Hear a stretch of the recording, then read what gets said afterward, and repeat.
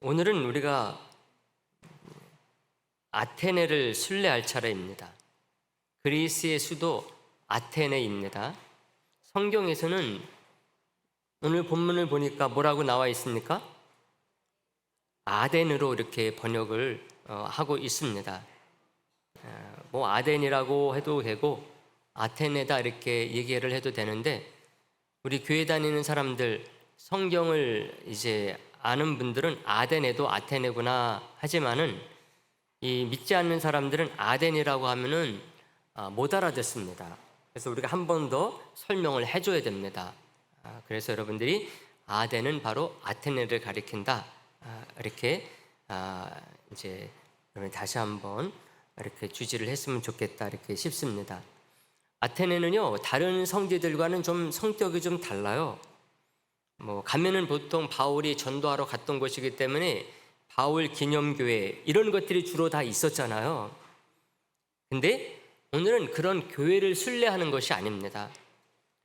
바울이 복음을 전했던 몇 개의 중요한 장소들을 찾아가 보는 것이죠. 그런 장소들이 성경에 분명하게 나와 있습니다.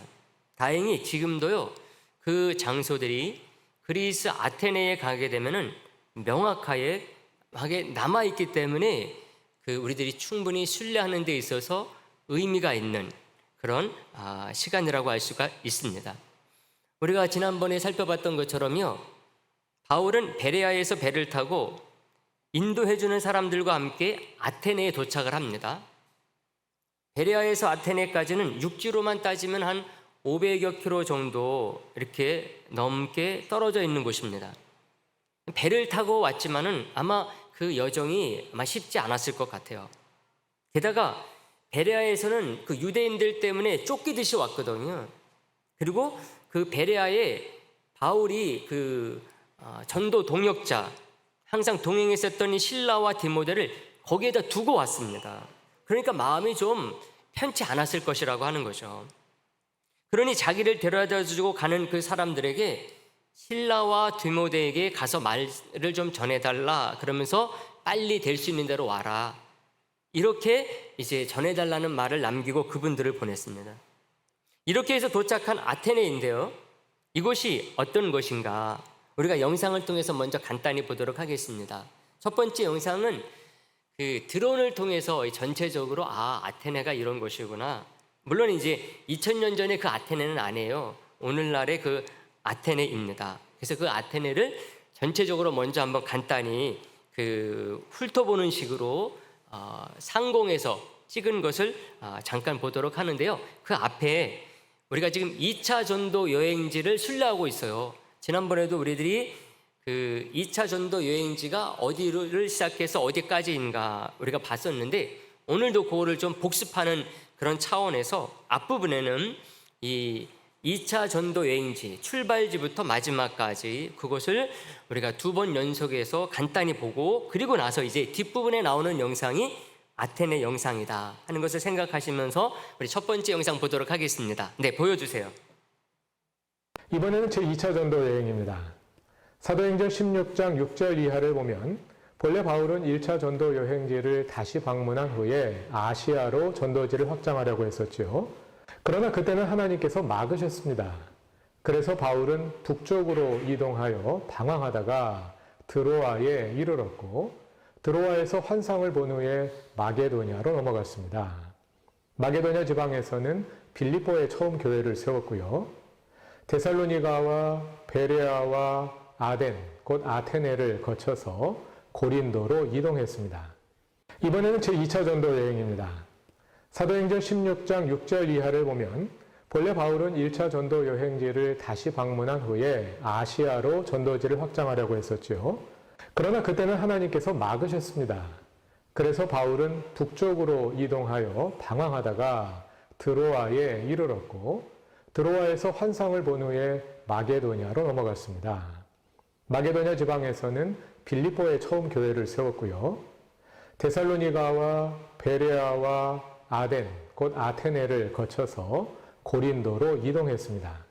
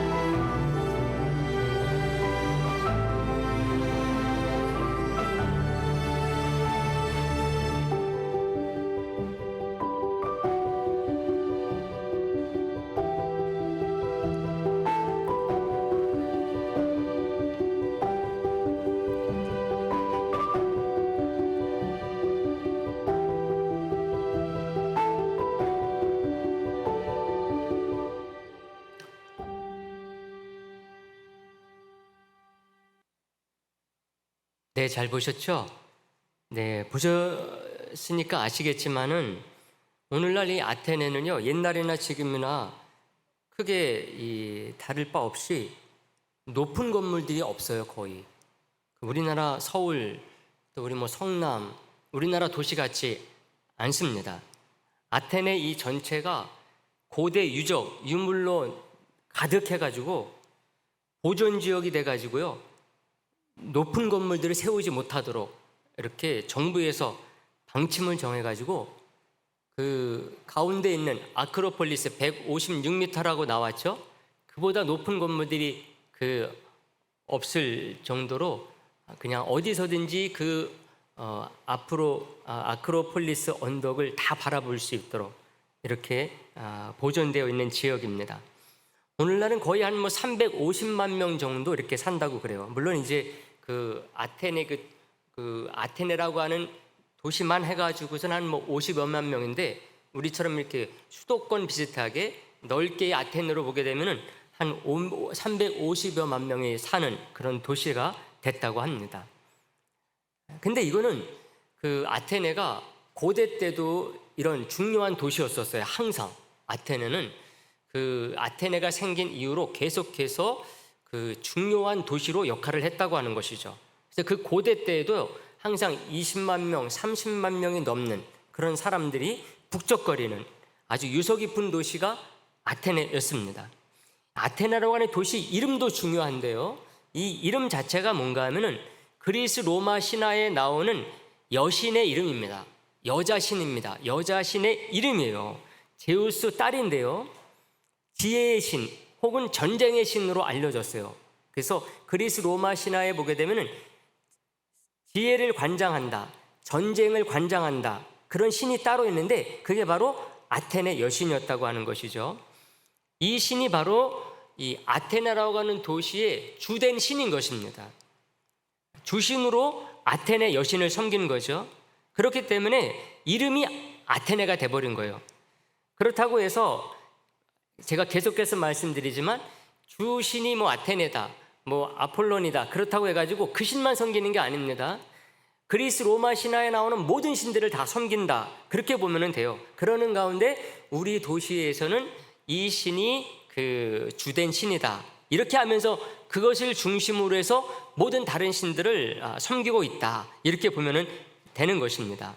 그래서 다른 신의 신절들이 이 아테네에도 많이 있습니다. 계속해서 소개해드리면 이제 아시겠지만은요, 아테네는 항상 아테네 여신의 신전이 아주 그냥 거창하게 자리 잡고 있는 아크로폴리스를 중심으로 해서 모든 도시가 돌아갔던 그런 도시라고 생각하면 되겠습니다.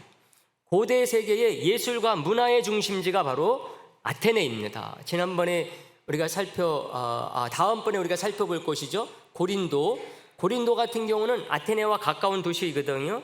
그쪽은 이 경제 중심 도시라고 한다면은 이 아테네는, 거기에서 멀지 않은 아테네는 예술과 문화의 도시다, 이렇게 알려져 있는 곳입니다. 세계적으로도 모두가 인정하는 그런 면이, 이런 부분이라고 할 수가 있습니다. 그래서 사람들이 항상 거기에 이 아크로폴리스를 중심으로 해서 아테네 도시에 북적북적거리면서 대화거리를 찾고 소일거리를 찾는 사람들이 가득 넘치는 곳이 바로 아테네였던 것이죠.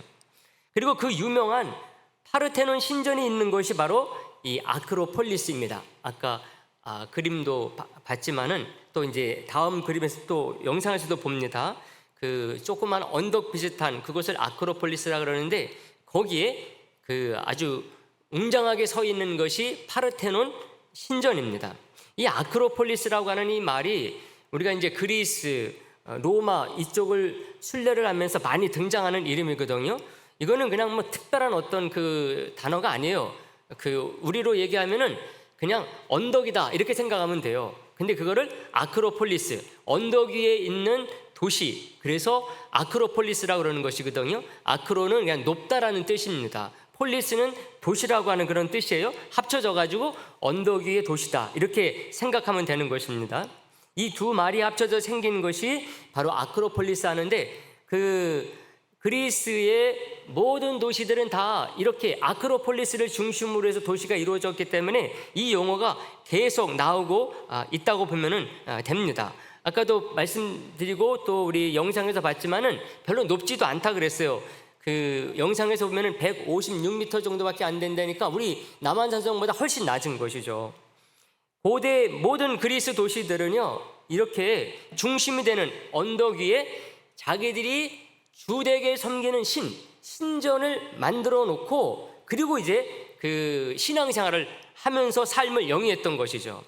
그래서 그 아크로폴리스를 중심으로 해가지고 의회도 있고 또 뭐 시장도 있고 재판소도 있고 그러는 것입니다. 그리고 주거지들도 그 주위로 형성이 되는 것이죠.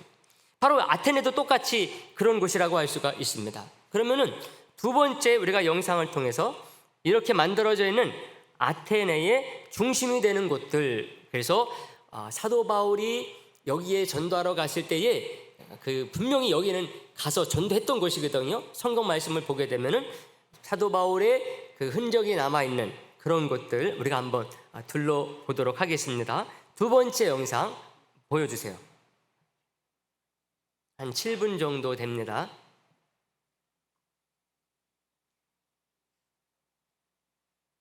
고대 마게도나의 수도가 데살로니가였다면 이 아가야 지방의 수도가 아테네입니다. 아, 그렇군요. 이미 아테네는 유명하잖아요. 그렇죠. 이 파르테논 신전. 그래서 이 아테네는 우리가 이제 고린도를 보겠지만 고린도가 정치와 경제의 중심이었다면 역시 이 아테네는 예술과 문화의 중심입니다. 그렇죠.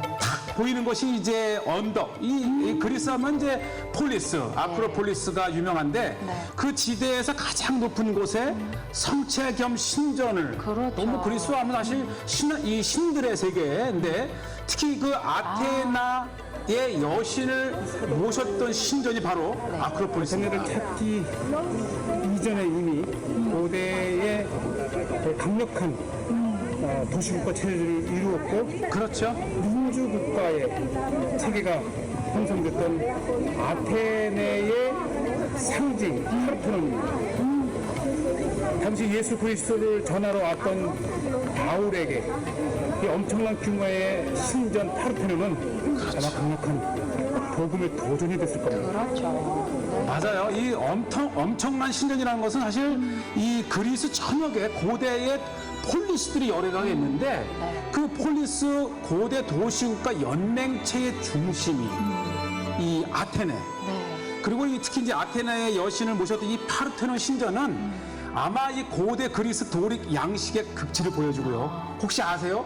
유네스코 네. 세계 유산 1호가 아, 바로 예. 이곳 아크로폴리스. 예, 또 옆에 이제 에릭시온 신전도 있는데 어쨌든 이 파르테논 신전은 강한 요새이면서 아테네 여신을 모았던 곳이면서 특히 이곳이 네. 고대 그리스 도시공연 연맹의 국가 근거지였대 근거. 오, 그렇군요. 이곳에 이제 엄청난 보화를 이제 보관해 놓았던 네. 곳이고 특히 아쉬운 것은 이제 1600년경에 이 지역을 오스만 제국이 점령을 했을 때의 세상에 오스만 제국이 이 신전에 화약 창고를 쓴 거예요. 그렇군요. 그래서 이 베네치아가 공격을 하면서 폭파가 되면서 지금 그나마 이렇게 일부를 남아 있지만은 세계 건축의 최고의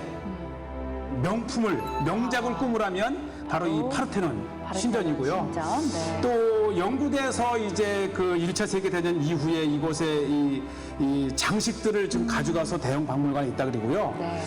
제가 또 하나 관심을 가졌던 것은 이 파르테논 신전도 이 6세기경에는 교회가 됐었고 이것이 에릭시온이라고 옆에 네. 또 7개 여신을 모아놓은 곳인데 이게 교회터입니다. 아, 여기가 교회가 있었던 그 그렇죠. 그러니까 고대는 신전이었고 네. 또 오스만 제국 때는 이게 이제 모스크로 쓰기도 그렇죠. 하다가 다시 기독교 이제 세계가 오면서 네. 교회로도 교회. 쓰였던 정말 뭐 고대 신전이기도 하면서 어떻게 보면 이제 종교의 중심지기도 하고 우리 기독교인들에게는 이게 교회이기도 했다는 그렇죠. 것이고요. 네. 아. 이제 이 파르테논 중심으로 뭐 사방이 정말 그 탁 트인 고대 네. 이제로부터 지금까지 그리스의 수도지 않습니까? 네. 또 내다보면 이렇게 제우스 신전도 있고 아, 제우스 신전. 사실은 이 그리스 아테네 전체가 하나의 박물관이라 할 정도로 고대의 많은 유물들이 곳곳에 이렇게 남아 있고요. 네. 그다음에 제가 이제 이 파르테논 신전을 중심으로 해서 하나 꼭 소개해야 될 것이 고대 도시국가의 핵심인 신전 중에 신전인 이 파르테논 신전 이곳에서 네. 예수 그리스도를 전하는 거예요. 어. 특히 이제 우리가 이제 아레오바고를 우리 곧 보시게 되겠는데 그 아레오바고에서 모든 이 철학자들의 쉼터이면서 최고의 지성인들의 토론 장소인 이곳에서 네, 집합소였군요. 네. 바울이 아레오바고 가운데 서서 말하되 아덴 사람들아 너희를 보니 범사에 종교심이 많도다 하면서 이 내가 두루 다니며 너희가 위하는 것을 보다가 알지 못하는 신에게까지 새긴 것도 내가 보았는데 내가 너희에게 참 신 예수 그리스도 그러면서 예수 그리스도의 부활을 전한 명 전도의 장소가 아레오바고입니다. 이 파르테논 신전을 나오면서 보는 이 모습도 정말 이 고대 그리스 건축의 극치입니다. 네. 특히 이게 언덕 위에 해발 200여 미터의 언덕 위에 세워진 이 파르테논 신전은 사방 어디를 봐도 탁 트인 이 아테네의 이 풍경을 보는데 바로 언덕 밑에 저게 바로 아레오바고의 언덕입니다. 그렇군요. 바로 이것이 그 성경 속에서 바울이 복음을 전했던 그렇죠. 아레오바고. 이제 원래는 이것이 고대 법정이기도 하고 아덴 또 예. 찾은 사도 바울은 바로 이곳 아레오바고 언덕에서 아덴 사람들아 주 예수를 믿으라. 네. 너희들이 종교심이 많고 심지어는 알지 못하는 신까지 위하는데 바로 너희들이 위할 신은 예수 그리스도라라고 복음을 전한 아레오바고 언덕입니다. 그래서 이 아레오바고 언덕에 가게 되면 이곳이 아레오바고 이 사도행전 17장 아레오바고 고리스 헬라어 원문입니다. 제가 읽지는 못하지만 이것이 바로 사도행전 17장의 그 유명한 사도 바울의 설교문이 이렇게 있고요. 이게 얼마나 수천 년을 두고 많은 사람이 아레오바고의 언덕을 올랐는지 아주 볼이 맨질맨질합니다. 예. 그러네요. 바위를 깎아 만들어 놓은 계단이 정말 수없이 많은 아마 저 중에는 대부분이 순례자일 거예요. 그렇죠. 사도 바울의 그 느낌. 그래서 이 아레오바고에서 올려다본 파르테논 신전. 신전이 잘 올려다 보이는 이 아레오바고 언덕에서 사도 바울이 복음을 전합니다. 그리고 이제 아레오바고에 내려오게 되면 네. 아주 우리에게 잘 알려진 소크라테스. 사실 세계 4대 성인 중에 하나가 소크라테스인데 네. 그가 이곳에서 네. 갇혔었대요. 그리고 유명한 말 악법도 법이다. 법도 법이다. 라는 유명한 말을 남기면서 독배를. 그다음에 또 하나 중요한 것이 우리가 이제 올림픽을 매 4년마다 하잖아요. 네. 최초의 올림픽 시작이 개최한 곳이 아테네시죠. 아테네죠. 그 올림픽 스타디움 지금까지 2000 수백 년을 이렇게 돼 있는데 왜 이것이 중요하냐면 사도 바울은 이미 헬라의 익숙한 문화를 알고 있고 헬라 여러 지역에 보낸 편지에 이 운동 경기와 관련된 용어가 많아요. 네. 그래서 여기 보면 서울 올림픽 네. 1988년도에 이제 기록이 돼 있는데 네. 최초의 2500년 전에 올림픽이 열렸던 아테네의 스타디움입니다. 예. 이 사도 바울은 인생을 경주하는 자와 같이 비교했을 때에 네. 바로 고대 세계에 익숙했던 이 경기, 올림픽 그 현장이 바로 헬라의 수도 아테네입니다. 네, 여기까지입니다. 바울이 2000년 전에 여기 갔을 때요. 여기 영상에 나온 주요 그 신전, 그 건물들 아마 똑같이 다 봤을 것입니다. 물론 그때는 이제 무너져 있지 않았겠죠. 다음 영상에서 이제 보시겠지만은 그 상상에서 복원한 그 그림이 이제 나오거든요. 완전히 그 정상적인 건물로 그 신전에서 제사를 드리던 사람들을 아마 바울이 다 봤을 것입니다. 엄청난 웅장한 신전에서 사람들이 뭐 소, 염소, 양 이런 거 갖다가 막 제사 드리는 그런 것들을 바울이 보면서 그들에게 복음을 전했다 하는 생각을 좀 하시면서 우리가 이 말씀을 보면 좋겠다 이렇게 싶습니다. 그래서 그런지 바울이요 아테네에 방문해 가지고 몹시 이 화가 난 그런 이제 모습을 보여줍니다. 16절 말씀이 그것을 보여주는데요. 16절 말씀 다 같이 한번 보도록 할까요? 16절 말씀입니다. 다 같이 보겠습니다. 시작. 바울이 아덴에서 그들을 기다리다가 그 성에 우상이 가득한 것을 보고 마음에 격분했다. 마음이 어떻습니까? 분노가 막 일어난 거예요. 엄청난 그 신전들을 바라보면서 야 대단하다 그렇게 넋이 나가는 게 아니라는 것입니다. 그거 보면서 아주 분노가 치밀었다고 하는 것이죠. 그 가득한 신전들 그리고 그 거기에서 사람들이 하는 그런 모든 행동들, 평소에 그들이 나누는 대화들 이런 것들이 다 이런 우상에 깊이 빠져 있었기 때문에 아마 바울이 더욱더 그런 것 같아요. 한편으로는 너무나 안타까우면서 한편으로는 그런 그 분노심을 가지고 있으면서 17절 말씀을 한번 보세요. 17절을 보면은 회당에서는 유대인과 경건한 사람들과 또 장터에서는 날마다 만나는 사람들과 변론했다 이렇게 얘기를 해주고 있습니다. 회당에서 즉 유대인들의 회당이죠. 유대인들의 회당에서 유대인들을 만나고 또 이방인이면서 또 유대교를 믿는 자들 그런 자들이 바로 경건한 자들, 경건한 사람들 이렇게 표현이 되고 있는 거거든요. 그들과 만나서 대화도 많이 나눴던 것 같아요. 그리고 이제 장터에 가면은 또 이제 그 그리스 사람들, 그 사람들을 만나가지고 많은 얘기를 했던 것 같아요. 여기서 이 장터라로 이렇게 번역이 되어 있는데요. 이것을 아고라라는 말로 이렇게 쓰고 있습니다. 그래서 보통은 그 아고라라는 말을 많이 써요. 근데 아고라라는 말은 뭐 또 특별한 용어가 아니에요. 그냥 장터다 생각하면 됩니다. 우리 모란시장, 은행시장 그런 것처럼 그런 시장을 말하면 되는 것이죠. 시장이니까 어떻습니까? 사람들이 많이 모이는 곳이잖아요. 그래서 그곳을 그리스 사람들은 아고라라고 이렇게 말하는 것이죠. 이러다가 당시에 아주 주된 두 철학 학파라고 할 수 있는 에피쿠로스하고 스토아 학파 사람들과 많이 대화를 했다는 거예요. 근데 그들과 얘기하면 할수록 그들의 어떤 영적인 피폐함을 발견하게 되는 거죠. 대화를 하면 대화가 돼야 되는데 대화를 하면 할수록 답답해지는 것입니다. 온갖 세상의 가짜 신들과 허탄한 지식들로 가득 차 있는 사람들이었기 때문에 그렇습니다. 그 사람들이 사는 목적은 뭔가 하면 어디 새로운 것 없을까 이런 걸 찾으면서 대화를 나누고 하루하루의 삶을 영위했던 사람이라고 하는 것입니다. 그러니까 어디에 새로운 게 있다 그러면 다 일리 몰려갔다 또 이쪽이 또 새롭다 그러면 이쪽에 또 몰려갔다 유행 따라서 쫓아다니면서 사는 사람들이 그 철학자들이었다고 하는 것이죠. 21절 말씀에 보면 그 얘기가 나와요. 모든 아덴 사람과 거기서 나그네 된 외국인들이 가장 새로운 것을 말하고 듣는 것 외에는 달리 시간을 쓰지 않음이더라 이렇게 얘기를 하고 있어요.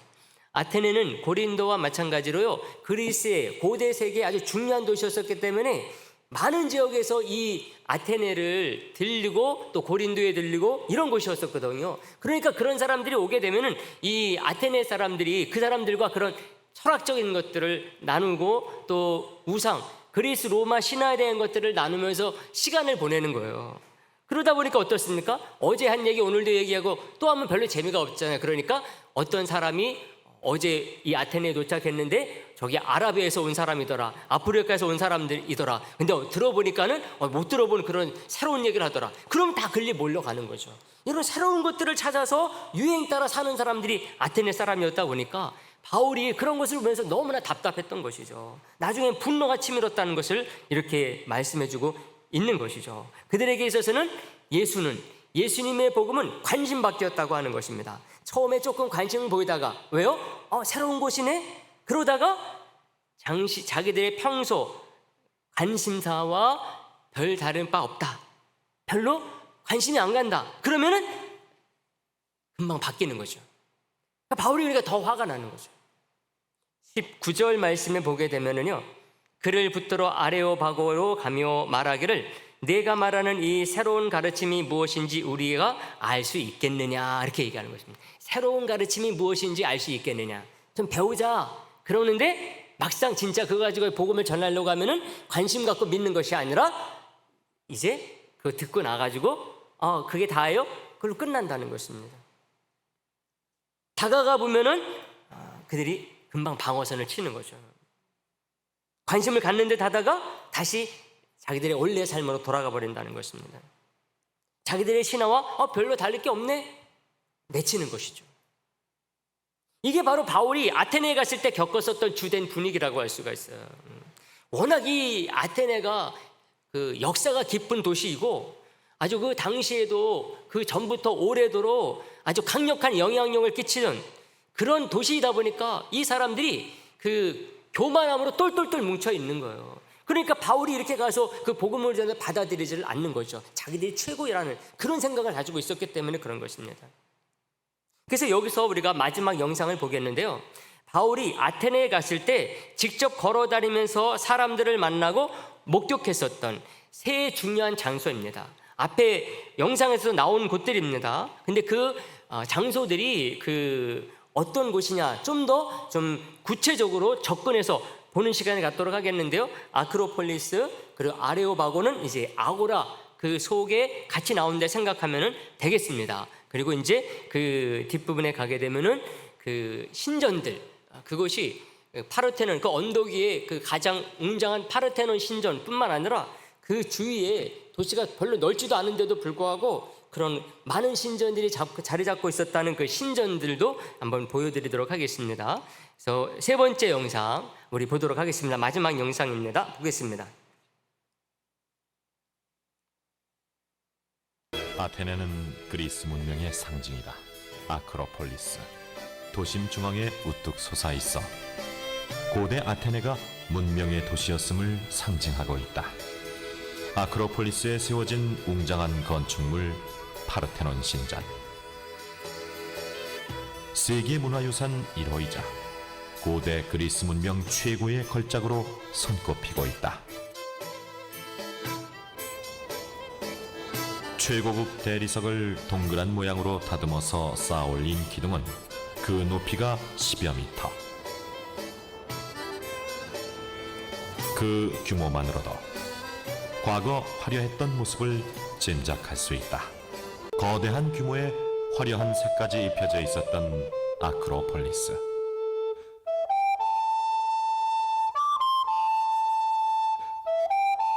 그 중심에 있던 파르테논 신전엔 머리가 천장까지 닿았던 12m 높이의 아테나 신상이 세워져 있었다. 파르테논 신전에 새겨져 있던 조각에는 고대 그리스인들의 모습도 기록돼 있다. 고대 그리스인들은 어떻게 살았을까? 신전으로 향하는 제례 행렬의 모습이다. 신에게 제물로 바칠 소와 양을 끌고 간다. 고대 그리스에서는 1년 내내 신을 위한 제례의식이 끊이지 않았다. 그만큼 신은 그들의 삶에 중요한 위치를 차지하고 있었다. 이 부조는 그리스 남자들이 모여 토론하는 모습이다. 고대 그리스인들은 유난히 토론하는 걸 좋아했다. 시민들이 매일 모여 뜨거운 토론을 벌였던 곳은 도심에 자리한 너른 광장인 아고라. 아고라는 원래 시장이었다. 기둥이 길게 늘어서 있는 이 건물은 상점이 들어서 있던 주랑이었다. 상점에는 옷감과 음식을 비롯해 책, 도자기 등 온갖 다양한 물건들이 전시돼 있었다. 그런데 시장이었던 아고라는 왜 토론의 광장이 됐을까? 고대 아고라터 옆에 자리하고 있는 이 재래시장은 장을 보러 나온 사람들 중에 유난히 남자들이 많다. 남자들이 장을 보는 건 고대 그리스의 풍습이었다. 바깥 활동이 극히 제한돼 있던 여자들과는 달리 남자들은 하루의 대부분을 집 밖에서 보냈는데 그들이 모인 곳이 시장이었다. 그들은 시장에 나와 장도 보고 삼삼오오 모여 토론도 했다. Αγορά είναι ο κόσμος, πληθυσμός. Σημαίνει αγορά, the people. 아고라에는 주랑과 함께 특별한 장소들이 있었다. 주랑 바로 앞에 위치한 광장에 연설대가 있었다. 누구나 이곳에 서서 자신의 주장을 펼 수 있었다.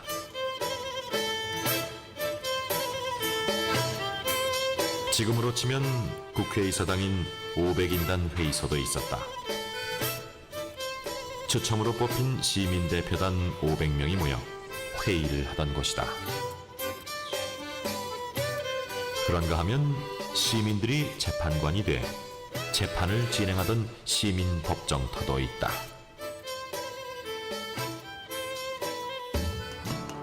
수많은 상점이 들어서 있던 주랑이 길게 서 있고 그 앞으로 연설대가 있었으며 주랑 옆으론 시민법정 건물이 세워져 있었다.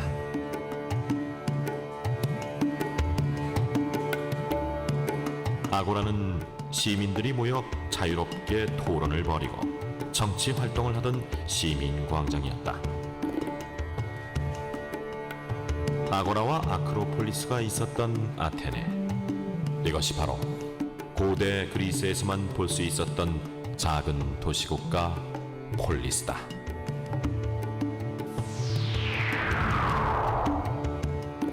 고대 그리스에는 이러한 폴리스들이 수백여 개에 이르렀다.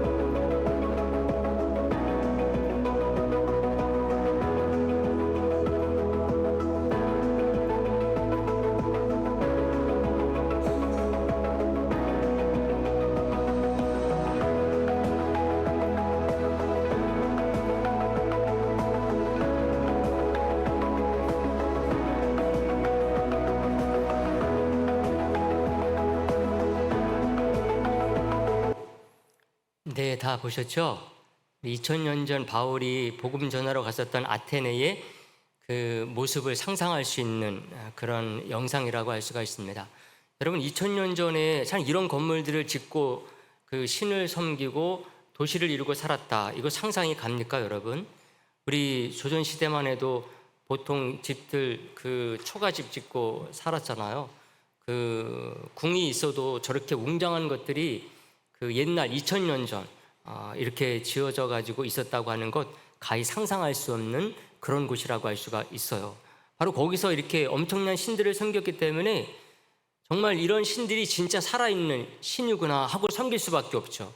뭐 제우스 신부터 앞에 그 맨 뒷부분에 신전들만 모아서 보여드렸는데 햇바이스 그 신전은 대장장이 신이라고 이렇게 알려져 있는 신이거든요.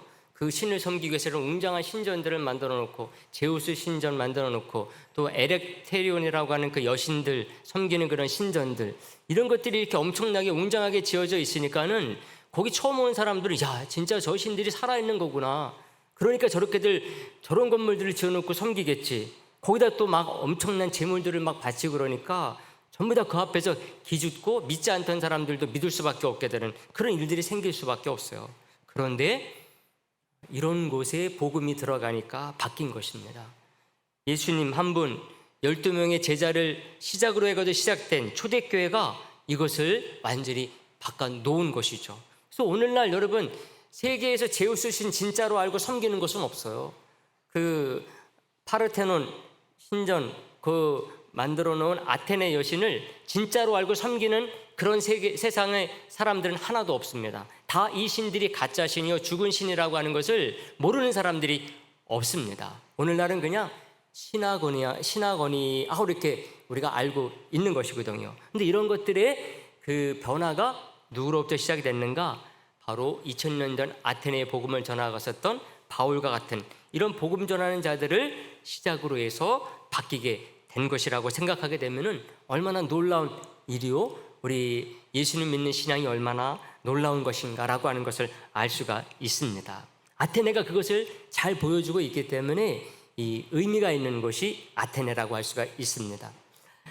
사랑하는 성도 여러분, 오늘 우리가 이제 아테네를 이렇게 순례를 했습니다. 바울이 이곳에서는 그 당시는 많은 전도를 열매를 맺지는 못한 것 같아요.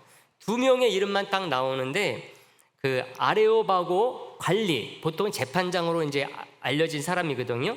디오누시오하고 다말이라고 하는 여자, 그리고 몇몇 사람들을 전도했던 것 같습니다.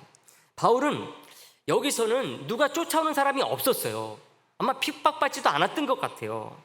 워낙 그 전에 핍박받았던 베레아에서부터는 멀리 떨어져 있었기 때문에 유대인들이 여기까지 쫓아오지 못한 것 같아요. 근데 바울이 여기서는 그냥 떠납니다. 떠나서 고린도로 가는 것을 볼 수가 있어요. 근데 바울 서신들을 보게 되면은 이게 다가 아니었음을 알려줍니다. 그래서 그 마지막 영상 마지막 부분에서 올림픽 경기장을 보여드렸잖아요, 여러분들에게. 이게 이제 물론 이제 요즘 새롭게 단장을 해서 그렇지만은 전체적인 구면은 옛날 고대 때 그대로예요. 그 고대 때에 그런 경기장이 있었다고 하는 것입니다. 바울이 이곳에 갔을 때도 이 경기장이 있었어요. 아주 유명한 경기장이었기 때문에 그렇습니다. 근데 바울이요, 그 서신서에서 신앙생활을 경주하는 것, 경기에 비유하는 구절들이 아주 많이 있습니다. 고린도전서 9장 24절 같은 경우에 보면은 운동장에서 다름질하는 자들이 다 달릴지라도 오직 상을 받는 사람은 한 사람인 줄 너희가 알지 못하느냐. 너희도 상을 받도록 이와 같이 다름질하라, 이런 말이 나옵니다. 빌립보서 3장 14절에서도 그런 용어가 나와요. 표대를 향하여 그리스도 예수 안에서 하나님이 위에서 부르신 부름의 상을 위하여 달려가노라, 이런 또 표현을 하고 있어요. 디모데후서 4장 7절에서도 그런 표현이 나와요. 나는 선한 싸움을 싸우고 나의 달려갈 길을 마치고 믿음을 지켰으니, 이런 말이 나옵니다. 이것을 보게 되면은 바울이 이 아테네에 갔을 때 그 올림픽 경기장을 보면서 고대 BC 3,400년 전부터 이 경기장에서 4년마다 올림픽 경기가 있었거든요. 그리고 이제 바울 시대 때도 이 경기가 있었어요. 그러니까 이 경기장을 바울이 보면서 아주 인상 깊게 본 것 같아요. 그러면서 신앙생활과 적용을 해서 이런 말씀을 남긴 것이 아니냐 하는 것입니다. 그래서 우리들이 오늘 이 아테네 우리가 순례를 하면서 우리 마음 가운데 꼭 이런 부분을 새길 수 있으면 좋겠다, 이렇게 싶습니다. 온갖 세상의 신들이 정말 진짜인 것처럼 열심히 달리고 있는 이 세상을 여러분들이 생각을 해보세요. 거기에 또 이단들까지 가세를 해가지고 참 누가 선점을 할 것인가, 그것을 위해서 열심히 뛰는 그런 모습들을 생각을 해보세요. 그런 세상 속에서 우리가 영적으로 깨어서 정말 믿음의 경주를 끝까지 잘 달릴 수 있는 그런 성도, 그런 교회 될 수 있게 되기를 간절히 바라겠습니다.